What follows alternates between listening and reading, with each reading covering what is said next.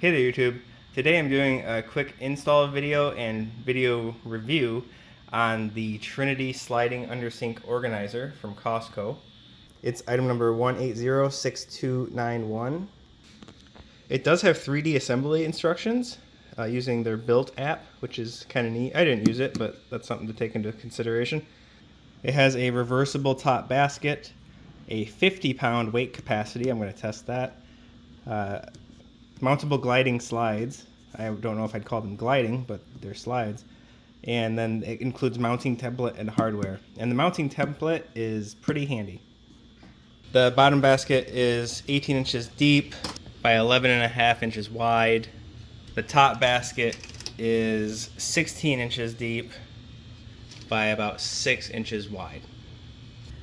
All right, and absolute minimum on the installation height is 16 inches, or else the top basket will hit your sink.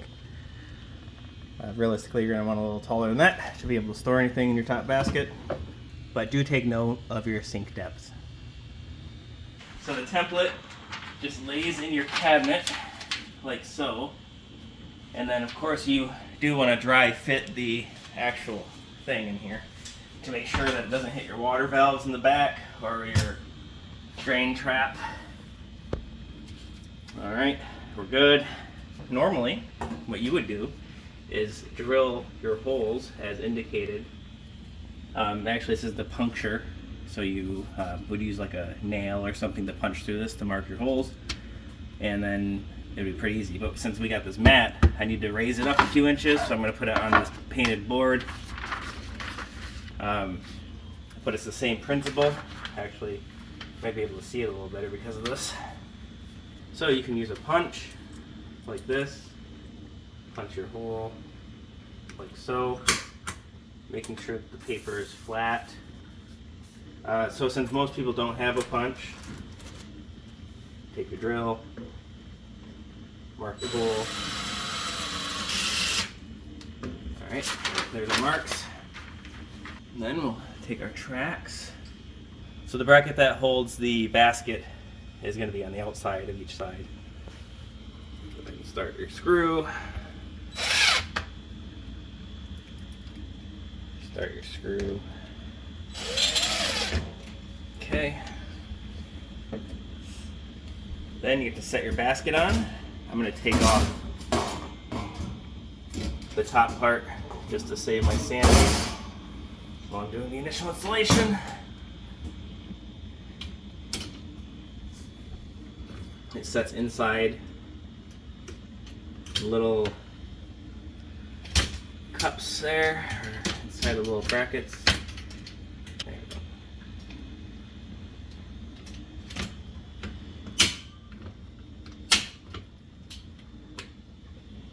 Make sure you line up each row so you don't have it cockeyed. And it has to line up right on an opening. And it looks like I've centered it on the bracket. Make sure she rolls good.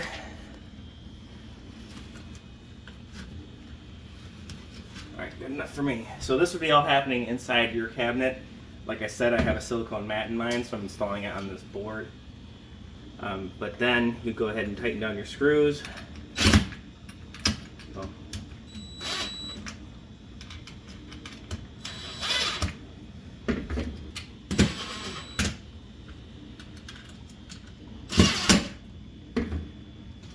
Go. So this would be now installed in your cabinet if you weren't paranoid, didn't have a silicone mat. So with my little board, I'm now clearing the mat's edge. Put this back on.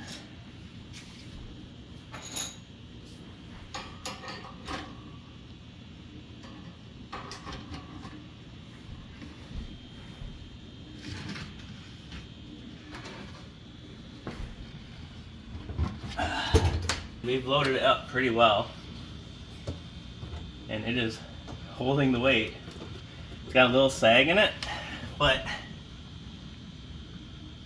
I think the sag, because the tracks are lifted up a little bit off the surface of your cabinet, I don't think the sag would hit anyone's fascia. but you can see there is a little sag there. Just to make sure we haven't overloaded this with our real world loading, I'm going to check the spec in the manual that says that it'll actually hold the 50 pounds as rated with two 20-pound weights evenly distributed. So this is 40 pounds. Oh. This is much more weight than what was in there, I can tell you, just by rolling it. So this is 40 pounds, and it's holding it. I think 50 pounds is a little generous because it is twisting that pretty good at full extension. So my board, you'll note, is perfectly flat. The flex is not caused by my board apparatus. It's the actual bend in the brackets. I would not put 50 pounds in this if it were me. Holding the camera stationary, you can see the flex as it comes out.